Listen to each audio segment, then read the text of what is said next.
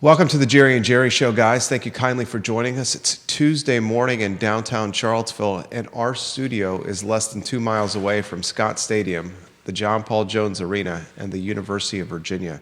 I'll tell you what, the off-season for football and basketball is not much of an off-season anymore. Headlines galore for both programs, including Ryan Odom, the newly minted basketball coach, securing a commitment from a 6'11" German international with NBA talent and NBA upside. How much upside? Well, this young man was projected to go in the second round in the upcoming NBA draft. But folks, Ryan Odom has attracted him to the University of Virginia, where he looks like your starting center and maybe the most talented player on the roster. We're going to talk transfer portal and Virginia hoops. 247 Sports ranks UVA number 47 in the nation from a transfer portal results standpoint. And speaking of the portal, how about Tony Elliott's football team? 247 Sports has slid UVA up into the top 25 now. I checked it this morning, number 25 in the transfer portal results, or rankings, as Tony Elliott is bringing more talent into the program, including almost 10 players post-spring game. Judah Wickhauer, we are live on my Facebook page and just about every page out there, including Hootie Ratcliffe's account. You, the viewer and listener, can ask us some questions. Judah, why don't you go to the studio camera and then let's welcome the Virginia Sports Hall of Famer, Jerry Hootie Ratcliffe, who is fresh from the Virginia Sports banquet, Hall of Fame banquet. Yeah, it was a fun time down in Virginia Beach this weekend, getting to see all the new inductees, and several of which I knew. Some of them, a couple of them I'd never even heard of before.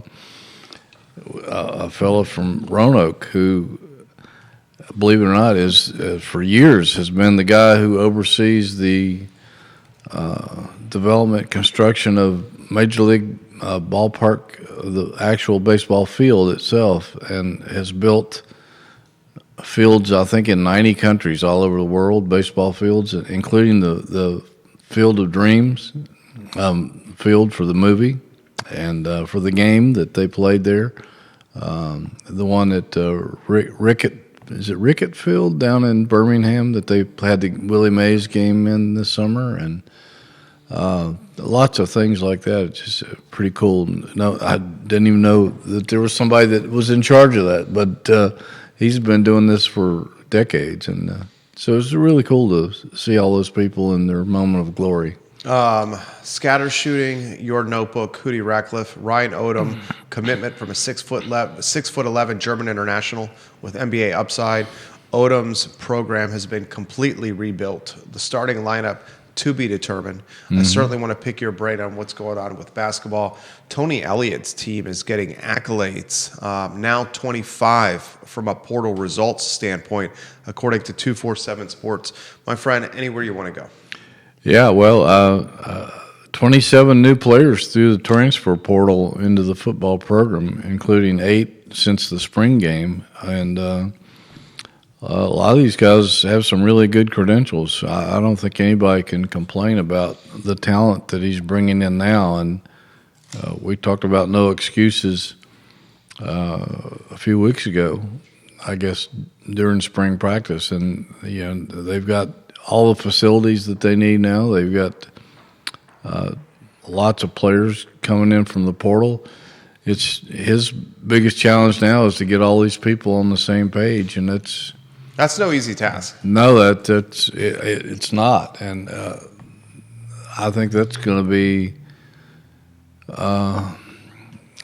quite a task, just to getting all these people in the right spots and getting them acclimated and working as a well-oiled machine, which is tough to do when you have guys that are back and have continuity, let alone bringing in 27, and who knows if that's the end of it or not. But that many new players, and they've got to mesh with what's here to begin with. I'll highlight this: the challenge Tony Elliott has ahead of him. First off, he's in a must-win season. A must-win season to save his job. The first 3 years in Charlottesville, he's got the least amount of wins of any head football coach of any of the power conferences. So must-win for Coach Elliott. 2, There's been so much money infused into this program, and with money and new infrastructure and new buildings comes high expectations. Yeah. 3, he's ranked 25 from a 247 Sports transfer portal results standpoint, so he's clearly got talent on the roster. One thing we got to highlight, he's got nearly 10 guys inked to UVA since the spring game alone. Yes. So the practice time for this new roster, this new family of players, is not just limited, it's almost non-existent until camp opens. Yeah, a lot of these guys will be going to summer school and will be going through the summer conditioning program, and there's voluntary workouts. Back in high school, we used to call them captain's practice, and you would show up. You know, the quarterbacks and receivers, and I guess running backs will work together, maybe work against some of the defensive backs and linebackers, 7-on-7 kind of deals.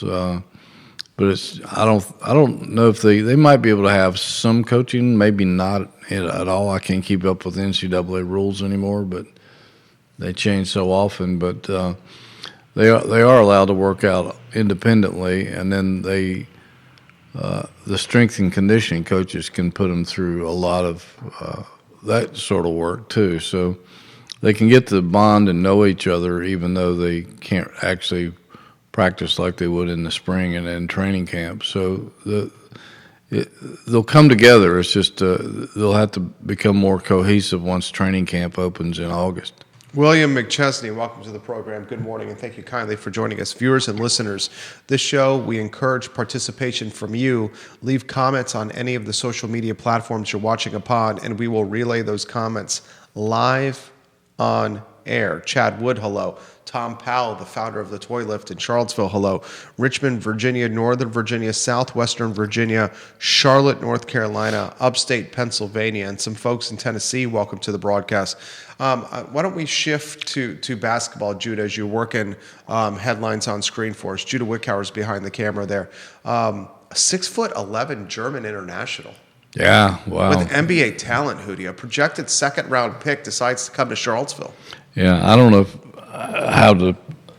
My German's not real good, so I don't know how. How do I pronounce this man's name? I know it's Johan, but I don't know. Is it Grunlow? I was going to ask you, Hootie. You're the Virginia Sports Hall of Famer. I mean, that's how it phonetically would be, but I don't know if that's the way it is in German or not. From Hamburg, Germany. Yeah, he's 6'11", good physique. Supposed to be the second best shot blocker in the German BBL, which is the highest level of professional club play in Germany, and a front court teammate of Jaden Gardner, the former Virginia big man, who's they've played together for more than 30 games this season. Jaden Gardner transferred from Eastern Carolina University to the University of Virginia, now playing pro sports in Europe and Germany. So there's a UVA connection. Yeah, and Grunlow, if that's how you pronounce his name, is he's averaging 8.5 points, 5.5 rebounds, and nearly 2 blocks a game, 24 minutes a game, shoots 47%, and like a lot of big European big men, can shoot to 3. Dude, what struck me from the video, the highlights, the sizzle reel on this German big man is his ability to stretch the floor and stroke it from bonus sphere. Yeah, 6'11" and can shoot to 3, and that reminds you of some of the NBA players from Europe that we see on a nightly basis. And I mean, viewers and listeners, we may be looking at the most talented guy on the roster here. It could be. I mean, the size, the ability to stretch the floor, and he's a two-way player. I mean, this guy would be an absolute beast in pick-and-roll scenarios. Absolutely. And he can play on both ends of the floor. Several colleges were in pursuit of him, including Indiana, I know of for sure. But you got to hand it to Ryan Odom and his, we've talked about it before, his strong roots to Europe, international recruiting circles. And that was something established by his dad, Dave, back in the day. And Ryan's picked that up and has taken full advantage of it. And it's good for Virginia to have avenue to bring in international stars. He was. Chad Wood, watching the program, one of Crozet's finest, Chad Wood. Absolutely, he was a projected second-round pick in the NBA, and he chose to come to college to improve his draft stock. I would imagine this German international is being counseled, look, you're young, you go to college, you have a really good year, maybe 2 back-to-back, and you could lock yourself into first-round money, maybe lottery pick money, because you got size. Yeah. You can shoot the ball, you can block the ball. Let's refine some skill sets a little more and see if that plays into NBA, more guaranteed money. Absolutely. And, he's 19 years old. I think he'll turn 20 this fall. So he's still a pretty young guy, but maybe a little older than your average incoming freshman, and maybe a little more mature and not just physically, but otherwise. And a lot of the coaches like these European players because they're more disciplined and have better fundamentals and better shooting skills, honestly, than most American players coming up. Yeah, and folks, Virginia basketball now, according to 247 Sports, 47 in the transfer portal rankings. Virginia basketball's got 3 4-star commitments. This German international, I'm going to say it again, is looking like the most talented player on the roster. I'm getting this question left and right. What's the starting lineup look like? And maybe the response is, who knows? TBD here. Yeah, definitely TBD. They still got almost not quite half the roster to fill. So who knows who may be coming in here before the fall starts. And I imagine they're in it for some pretty talented guys. There's still tons of people in the portal that haven't found a home yet, and some guys are entering it as this past week. So, and there may be some more international players they're looking at as well. I don't know, but it's way too early to try to project who might be the starting lineup at this point. And, we are both hearing a lot of scuttlebutt around the John Paul Jones Arena that Elijah Gertrude is looking absolutely explosive these days. I've heard those rumors, and that doesn't surprise me. I hope his knee is okay, and it sounds like it's better than okay. Because when he did play a little bit as a freshman and then seeing him in high school, explosive is the right word. I mean, that guy can move and he can jump and he can get up quickly. Jeremy Wilson watching the program in Cookeville, Tennessee, and he highlights how the portal is impacting Tennessee Tech. We love when Jeremy watches the program from Tennessee. Viewers and listeners, let us know your thoughts. What's intriguing to me about everything that's happening is the methodical nature Ryan Odom is using. He's doing his best to fill the roster with his kind of guys. Earlier in the portal period, there was a bit of panic from Virginia fans as they were screaming, why no big men? Why no big men? Why is he only doing swing players, combo guards, wing players? And this guy, this 6'11" German international guys is projected to probably be your starting center here. Yeah, I would be pretty safe making that call. Well, he wanted to get his kind of players in here quickly, and he's a guard-oriented program with guys who can move and guys who can shoot and guys who can penetrate and guys who can score. He makes no apologies. He loves offense and he loves scoring, and every one of those guys had impressive shooting numbers that he brought in, and as well as this big guy who shoots 47% from the field and nearly 36% from three-point arc. So that he may, again, he's not going to surprise anybody. They know he wants to get up and down the floor and score, and you got to have guys who can score and guys who can shoot. And right now he has a pretty nice lineup of those. Mr. Wood says he'd like to see a little bit more depth in the front court. It's coming. I think it's sure. coming too. Yeah. Another guy we need to highlight on the roster that I think has a lot of upside. Granted, he's very young. Is Silas? What's his last? Is it Barksdale?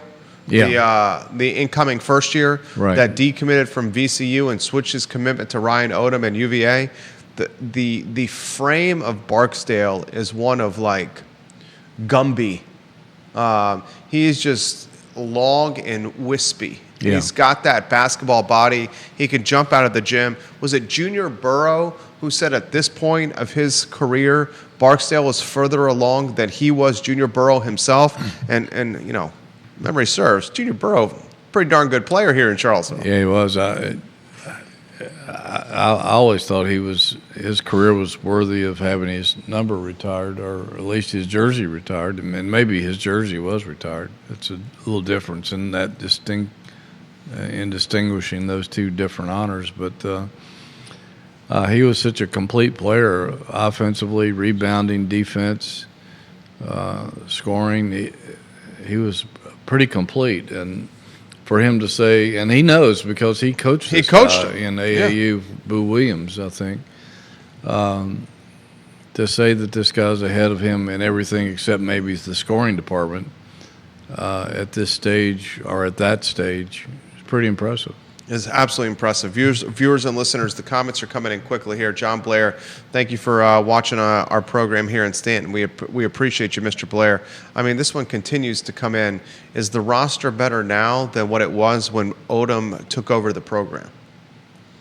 Guys, it's hard to compare. This isn't an apples-to-apples comparison because Odom runs a completely different system. Yeah. So the previous players, while they went to very good programs, and we wanted them to go to very good programs because we don't hold animosity or resentment for young men that are trying to become adults and professionals here. We want them to succeed. Sure. But Odom didn't see the previous roster as talents capable of running his system. Yeah, it was a completely different style of basketball. Instead of a slower paced, plotting, heavy defense, not a transition defense, but one that gets back and gets set, which kind of hurt them on the offensive boards, gone to a completely different, almost totally opposite system of up and down the floor, full court pressure, hit the boards hard, and putting the ball up, not sitting around running the shot clock until the end, but getting points up on the board and shooting a lot of threes, a whole lot of threes, not just from one guy, but from numerous players. I think the style of play is going to be extremely welcomed by Virginia fans who are accustomed to game management. Now they will see what we hope are thoroughbreds getting up and down the floor. Yeah. And that aesthetic, I think, is conducive to recruiting today's player. And speaking of today's player, Kyle Guy had a fascinating interview in a podcast where Kyle Guy was discussing his Nevada job, why he pursued, why he was pursued and why he pursued the Nevada job. He discusses the NIL. He talks about playing basketball in practice against UVA players and how he still has it. Mm-hmm. He talks about today's college basketball and how it's changed. What stood out to you in the Kyle Guy interview, an interview where he was featured in the One Shining podcast earlier in the week? Yeah, we have a story on that on our website, and it's not everything he said in the podcast. It has the information on there how you can listen to it if you'd like. A couple things struck me. One, the fact that he talked about and essentially confirmed that he was offered a position. He and Isaiah Wilkins were both offered positions here at Virginia. The same positions. Essentially the same positions they held, which was gracious, I think, of Ryan Odom because he didn't have to do that.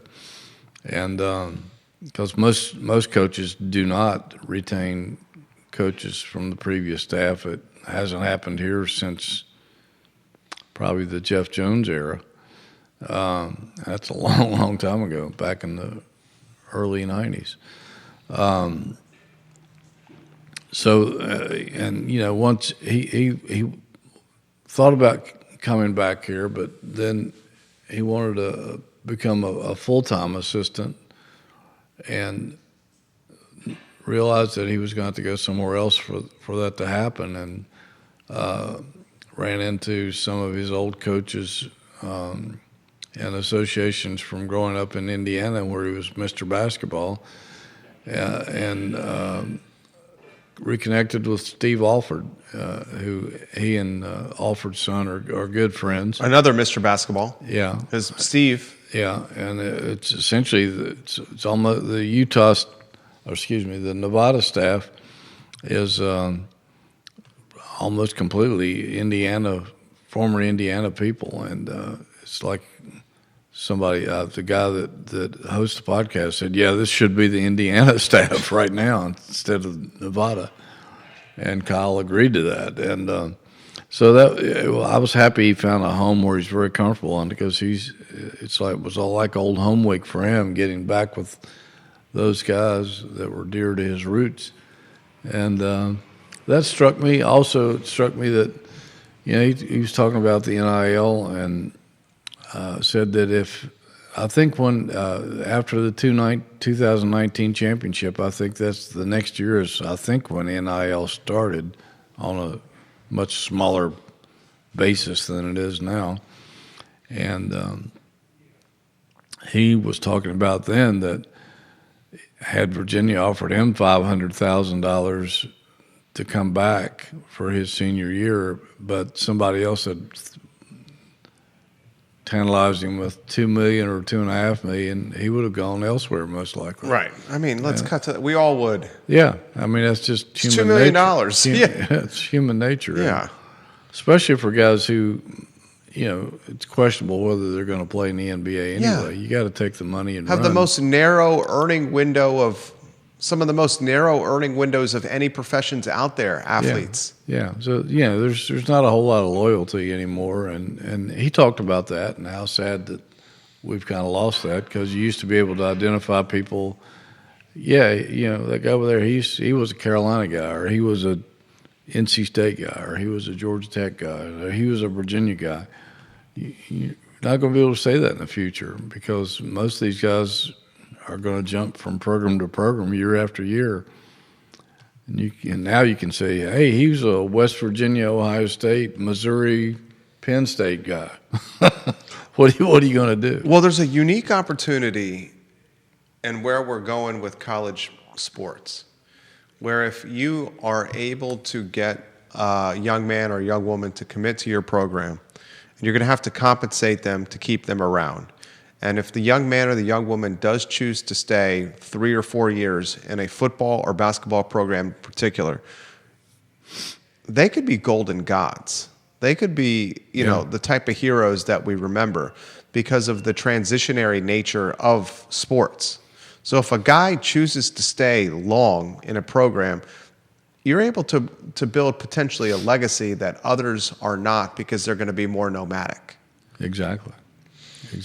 No question about it. And it's kind of sad, because I think the original purpose of NIL and Kyle spoke about that. Kyle spoke about it was, you come back to Charlottesville, you get a deal with McDonald's or some other burger Good joint. Feet store, one of Hootie's partners. Good Feet store, some people like that, and it's enough to get an athlete through the year and have some spending money and that sort of thing. It wasn't designed to make these guys multimillionaires overnight. It just, if it was, it was a well-kept secret to begin with.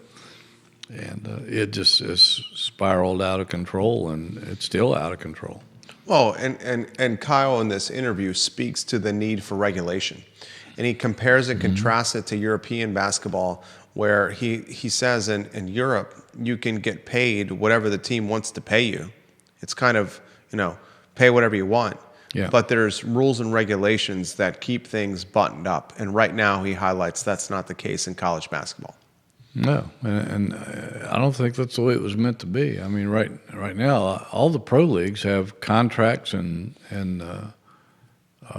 contact windows, salary caps, etc. tampering regulations. Yeah, college athletics have none of that.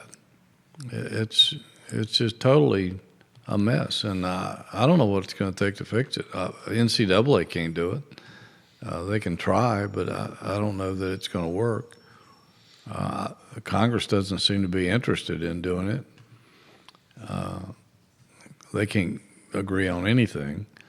So I don't know. I don't know if it's just going to be this way from now on, and it's going to eventually destroy sports as we know it. And I think the next big thing that they're going to have to watch out for is fans losing interest. Well, I think that's starting to happen. And Bobby Chabra highlighted this in a previous interview.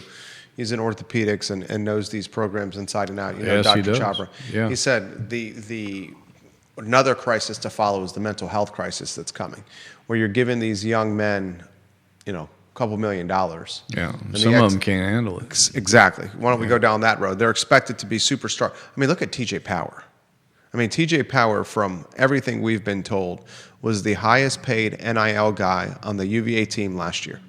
He was a 5-star Duke transfer, and everyone said TJ Power is going to be the star of the team. He started, maybe the first half dozen, maybe the first 10 games of the season. If that much. And looked like a deer in headlights. Yeah. And then by the end of the year, he was an afterthought on the bench. Yeah. And Now he's playing in the Ivy League. exactly. I'm sure he's not the only one. No.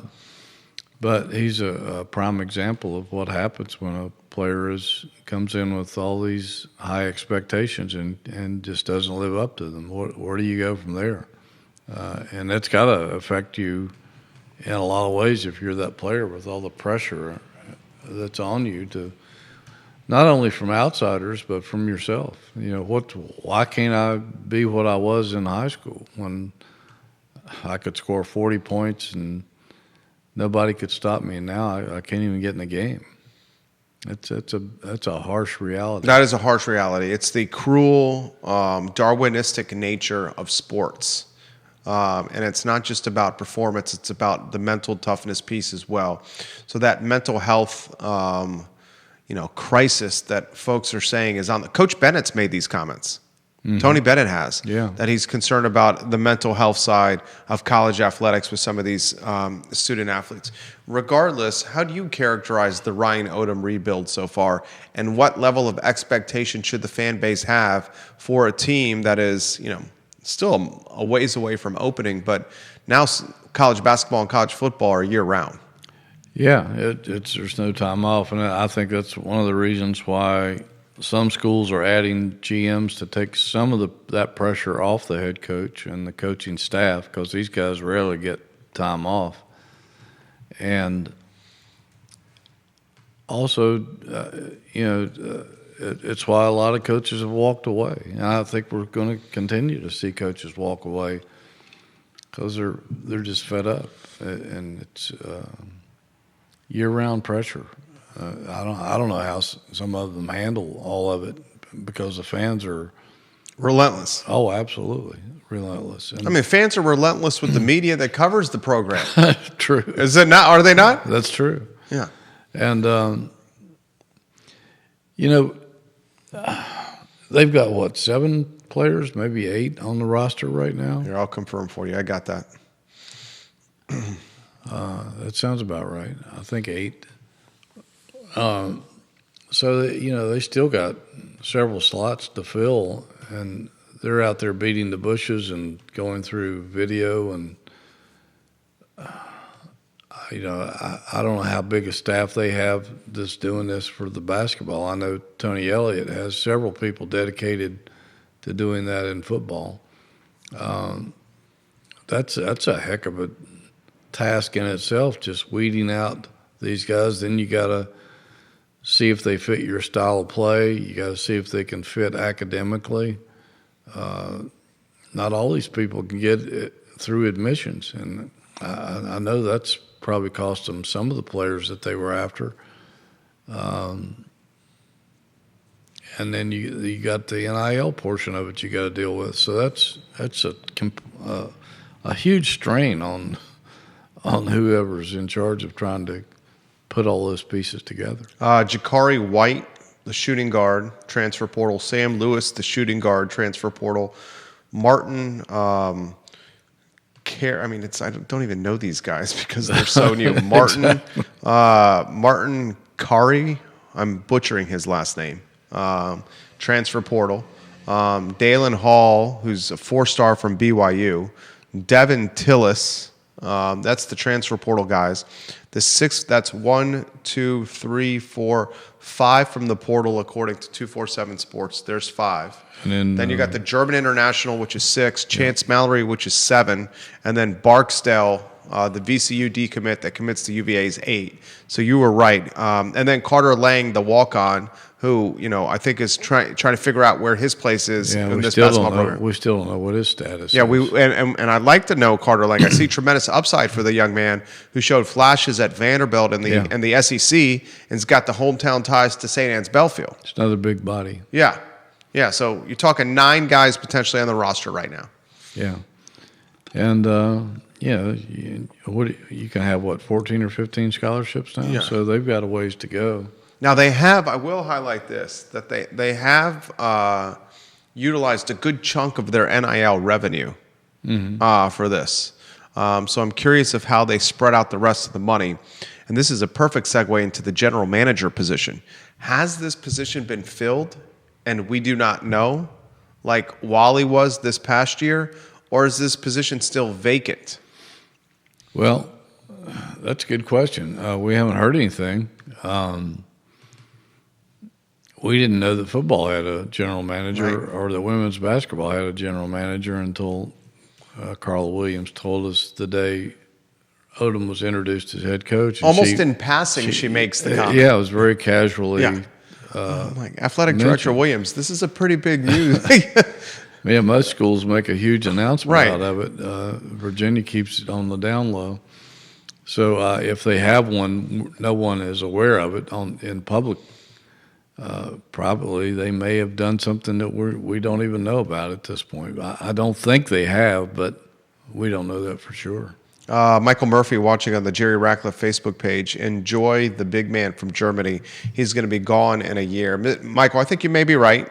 I think this is an opportunity for the German international to gain more exposure stateside, and he probably earned a bag of money to come to UVA. I guarantee you. And he's going to improve his draft stock from second-round pick to, we hope, first-round pick, maybe late lottery. And then I agree with Michael, he's likely out because this is a professional basketball player. This guy played professional basketball in Germany. Yeah. And he just happens to be wearing a UVA uniform here. I'm going to say it again. I think this guy is going to be potentially the star of the team here. So we'll see what Odom does with it. At the 11 a.m. marker, we got to talk football.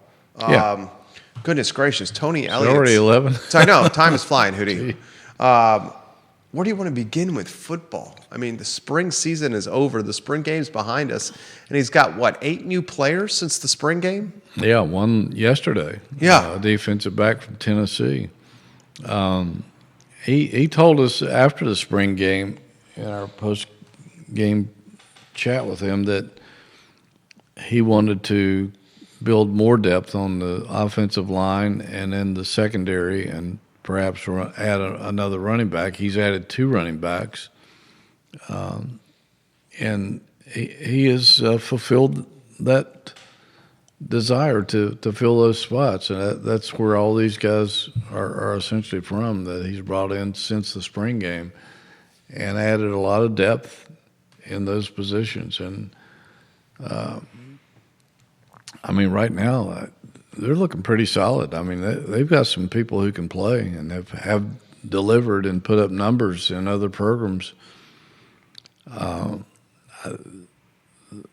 There should be some pretty good expectations from this program this fall. Again, his biggest job is going to be to get all these guys to play cohesively and be effective. But the talent is certainly there, and the old excuse was we just don't have the depth. We didn't have the horses. Yeah, and that the different. He even mentioned that the difference between the Tech and the Virginia program was at that time of the year was a depth issue, and that shouldn't be a problem anymore. And, knock on wood that they don't have a rash of injuries, but they've got depth everywhere now.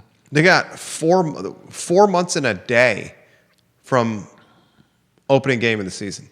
Wow. Coastal Carolina. Yeah, it's almost 4 here. months and 1 day from Coastal Carolina, August 30th here in Charlottesville. Then NC State and Raleigh, the Tribe in Charlottesville, William & Mary, Stanford in Charlottesville, Florida State in Charlottesville, Louisville and at Louisville, Washington State for homecoming in Charlottesville, Chapel Hill, North Carolina, Cal, Berkeley in Cal. That's a cross-the-country trip. Wake Forest in Charlottesville, Duke and Durham, and Virginia Tech to close the season. Schedule's a little bit more forgiving than last year. Still not easy, though. Still not easy sledding. No. And you highlight the NC State filling the schedule in week 2 with NC State as a bit curious. I just don't understand that concept. And you're trying to rebuild a program. And again, I thought Duke and Wake Forest and even NC State early on when they were trying to rebuild their program were very intelligent in scheduling.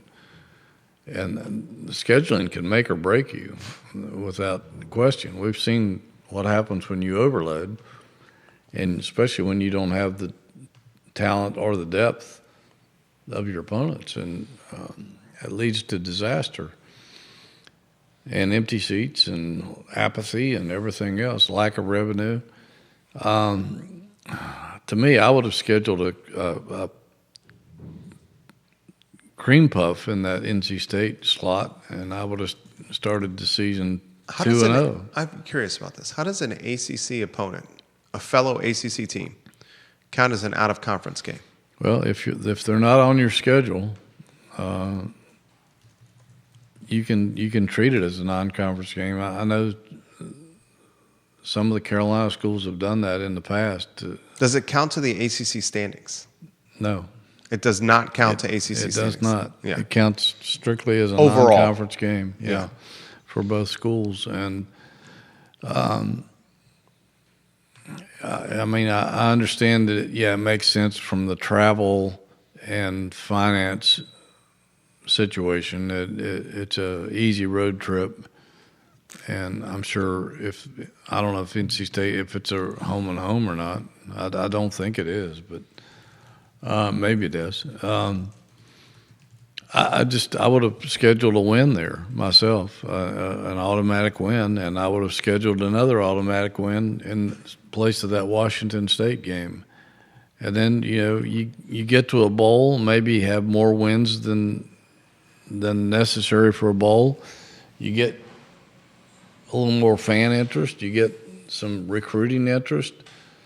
You save the coach's job. Yeah, you save the coach's job. You do this 2 or 3 years in a row, and then you bring in tougher non-conference competition, because then you're on par with them year in and year out, and you can play with people.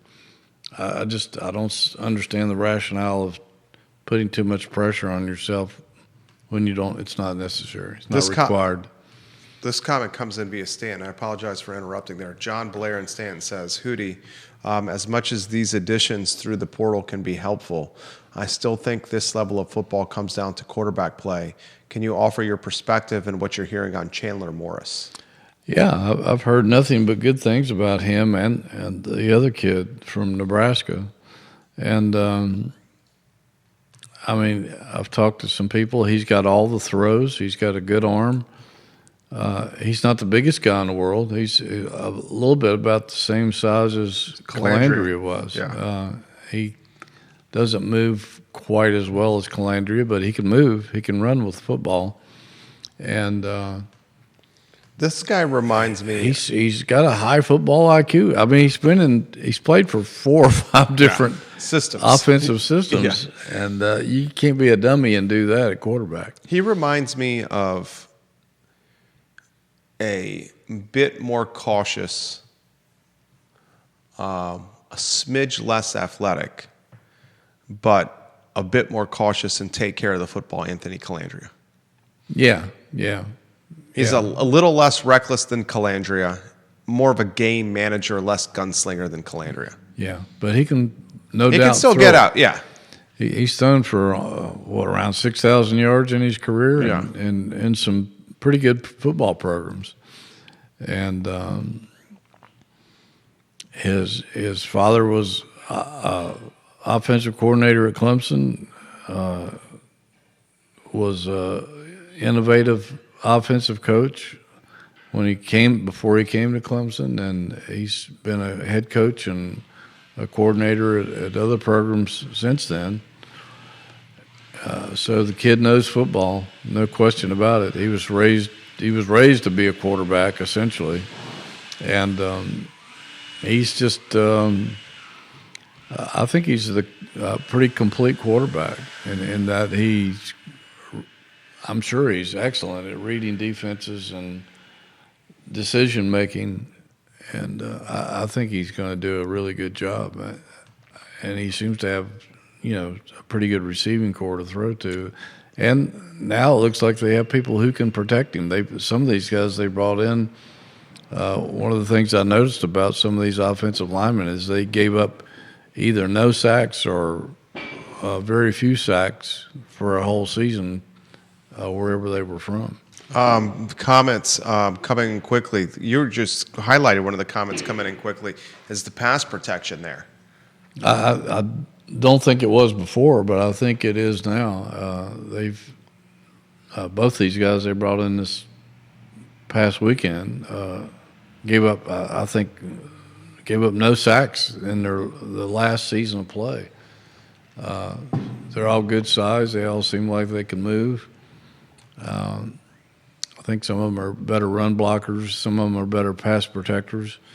But I think they've got enough depth now that if they have one guy that's injured, it's not going to kill them like some years in the past where they've had to scramble and play guys almost out of position or have guys learn multiple positions just so they could put a patchwork line together. I mean, how many times last year did we hear, we came and put the same offensive line together on the field for 3 games in a row? Or players were playing significantly sick and under the weather because a sick starter that was under the weather was better than the backup. Are playing hurt. Yeah, are playing hurt. Yeah. Right. Yeah, and that's been the case for quite a while. And, what's the expectation for Elliott? Is it 8 wins? Beat Virginia Tech in a bowl game? A bowl berth? I think... Does 7 save him? I think 7 definitely saves him. Yeah. 6 may. I don't know. Because you're in a bowl game. Right. And a chance to win a 7th. So if you think Coastal, William and Mary should be locks, right? Should be. Outside of that, with this team, I'm not going to say anything else is a lock. I'll say Coastal and William and Mary are locks. I mean, where's the other 4 coming? Yeah, it won't be easy because it's still not an easy schedule. No, it's not an easy schedule at all. I think they'll probably be favored at home against Wake Forest. Second to last home game of the season, Wake Forest, family weekend, Virginia Tech at home. Yeah, but that's only 3, and you need at least 3 more. Right, to get bowl eligible. History says you don't pick them to beat the Hokies. Duke and Durham. This isn't our granddaddy's Duke football team, folks, as we all know. Cal's a cross-country trip. Cal's pretty good last year. Yeah, Cal's pretty good. Stanford here might be a one you could at least think they'd be favored. Stanford's doing its best to turn the program around. Yeah, they are. Stanford used to be a really good football program. Once upon a time. Once upon a time, yeah. 6 wins is not cupcake here with this schedule. And speaking of the team, Sanker to the New Orleans Saints, Hootie. Yeah, I'm really happy for him and his family. Great people, and I think he'll do well there. He's not your prototypical NFL safety, but in terms of size and all some of those metrics, but he has a what they used to call a nose for the football. He's smart. He's smart. He's tough. He's rugged. He's He's quick. He has great quickness, and he just has a good football IQ. And I think he's hungry. I think he wants to prove to people that he can play at that level, and I think the Saints will be happy with him. I think he's going to be great. I think he's going to be great. Playing on that turf is going to help him even more. Sanker, high school football, 7-on-7. Yeah. High school football from the Covenant School in Charlottesville. Yeah. 7-on-7 product, guys.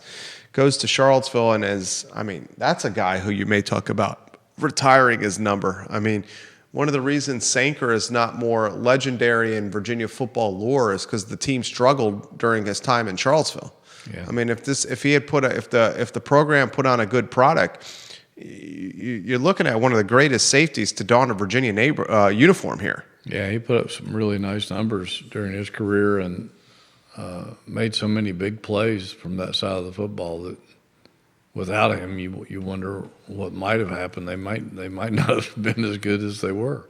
And more Virginia news: Tyler Neville, an undrafted free agent, is picked up by the Dallas Cowboys?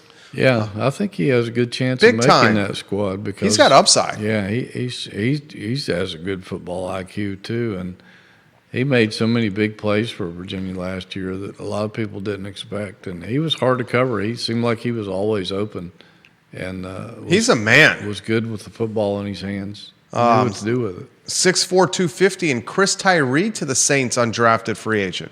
Yeah, I don't know about him because we just never really saw to anything. see the real Chris Tyree. Yeah. He was hurt so much, and the one flash we did see him with that long, impressive touchdown early in the season was called back because of a penalty, and never got to see that again. What'd you make of the Shedeur Sanders slide?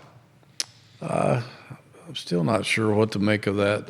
I think he hurt himself in the interviews, part of the combine, and coming off a little cocky and arrogant and disinterested. That's a turnoff to NFL teams.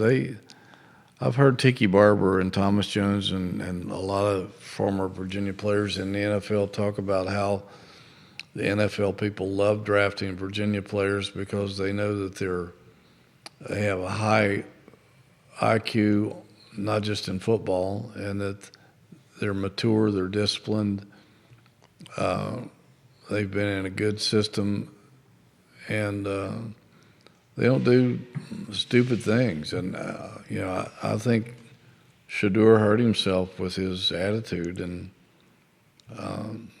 you come off as maybe not being a great locker room guy, and some people just don't want any part of that. They don't want that on their football team, Especially at that position. Yeah, I mean that can destroy a locker room. I hope that's not the case with him. I wish him the best, but I mean that's the appearance that they project. Oh, that's definitely the appearance right there. It's definitely, he comes with a lot of baggage, and some upside, but a lot of baggage. Hootie Ratcliffe, Spring Sports Roundup. Lacrosse, a losing season for men's lacrosse. Yeah, baseball too. Right now, I think they're under 500 now, and nobody saw that coming in either sport. And I wish I could tell you why. I know that the lacrosse team has had some injuries from early on that affected them and impacted their season. Baseball, they've had some struggles at hitting, and then hitting's okay, and the pitching has let them down. But I really don't know the reason why that they're both struggling like they are. Virginia baseball, Very uncommon. now right above 500 in ACC play at 11-10. Okay. Yeah, 11-10. I was for thinking Virginia about overall. I think Yeah. they're 24-16 overall. okay. Virginia baseball. I saw the wrong stat last night then but- while I was looking. But the lacrosse team certainly below 500 and finishing the season. Still plenty to highlight. Golf and tennis. I mean, How about that golf team? This is right up your alley here. I'm so happy for Bowling Sargent because Virginia had never won an ACC golf title until yesterday, and he's been here for 21 years, and they've been playing golf over there for 72 years. I don't know if they won some kind of a title prior to joining the ACC back in the early 50s, but a long time coming for Bowen. I'm so happy for him because I know that's something that wore on him constantly, and they came so close so many times and couldn't pull it off. They've had individual ACC champions, but not a team champion, and so that was really great to see those guys break through yesterday. An embarrassment of riches, despite the sub-500 season for lacrosse and despite the 11-10 conference record for Virginia baseball on Tuesday here, April 29th, an embarrassment of riches for Virginia with its spring sports. Hootie Ratcliffe, what's in the hopper at jerryratcliffe.com? Still keeping our eye on football and basketball signings. I don't know if football is done. They might be. No guarantee of that, but still a lot of interest in what's going on with the basketball team and what they're hunting down and trying to bring in here. And an eye on spring sports and everything Wahoo, pretty much. We'll follow it, jerryratcliffe.com. I was on the website this morning over my cup of coffee and my Cinnamon Toast Crunch. Oh, did our friend from the Eastern Shore make it on this? He did. Hot map today. I wanted to give him a shout out. He's watching the program. He sent me a map just to show me where they were. I've actually been to the Eastern Shore a couple of times to play Bay Creek, the golf courses there at the tip of the Eastern Shore. Two great golf courses, Nicholas and Palmer. I went there and watched for the grand opening with Nicholas and Palmer there, so it was pretty cool. He said, he's the gentleman that commented early in the show that he's listening in the car today. Oh, he's the one that was in the car. R.D. Okay, yeah. R. I missed that. I knew somebody, but I didn't know it was him. Yeah, R. Daisy from the Eastern Shore. And we love when he watches the program. He has on his Twitter account, he's living his best life in the Tidewater of Virginia. Yeah. I bet he is. He It's said, beautiful territory, God's country. I think he has a couple of kids that played, I don't know if they played sports, but they went to Roanoke College. I think he pointed that out. So good for him. Good for him, absolutely. Guys, the show is archived wherever you get your social media or podcasting content. It's archived at jerryratcliffe.com and on ilovecville.com. We encourage you to visit jerryratcliffe.com for everything UVA and Wahoo related. I'm on the website every day. It's the source of the source for Virginia athletics. Judah Wickower behind the camera. He is the man. He's dapper as usual. Look MVP, at him over there, Judah Wickower. Looks like he just stepped off a GQ. Absolutely, absolutely. The I Love CVille show, viewers and listeners, up at 12:30. Thank you kindly for watching the Jerry and Jerry show. So long, everybody. Nicely done.